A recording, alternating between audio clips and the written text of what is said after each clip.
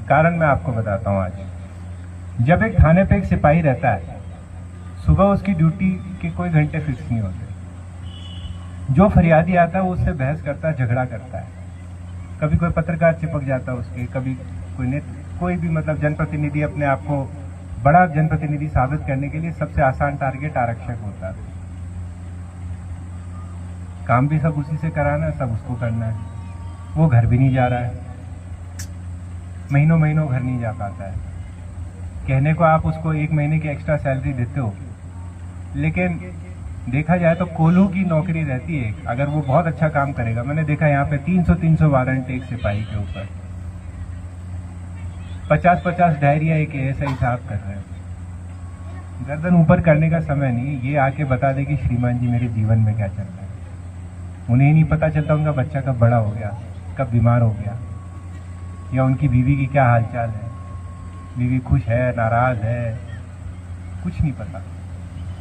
और उसमें हम एज ए सीनियर ऑफिसर उसे परेशान कर दें, या उसको डांट दे, डपटते रहे, या उसको एक मेंटल स्ट्रेस देते रहे, तो वैसे ही नरक है यार उसका। कम से कम आपके पास आए तो आप तो उसको प्यार से पुचकार के, सहला के उसके दर्द को समझो, उसकी मदद करो। यही तो आपकी लीडरशिप है। अगर आप कभी अधिकारी के रोल में आते हैं तो ये सबक आप याद रखिए। जिस दिन आप ये सीख गए, चीजें अपने आप आसान लगने लगेंगी। कोई कठिनाई बड़ी मुश्किल नहीं होती, कोई परिस्थिति ऐसी नहीं होती जिसका हल नहीं निकाल सकते।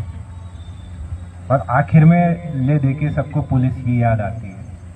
ये फैक्ट है। भाई आप कितना ही कुछ भी कह दो, एक कलेक्टर का ओहदा है, उसके बाद में प्रशासन को अगर कहीं किसी को अपनी छवि दिखानी है, जो भी दिखानी है, तहसीलदार को भी अपना रौब अगर दिखाना है, तो उसको सामने जो 4 वर्दी में रौब में सिपाही चलते अपनी मूंछों पे ताव देते हुए, अपनी कैप को साइड में करके डंडा फटकार के, चलो हटो साइड में, साहब आ रहे हैं।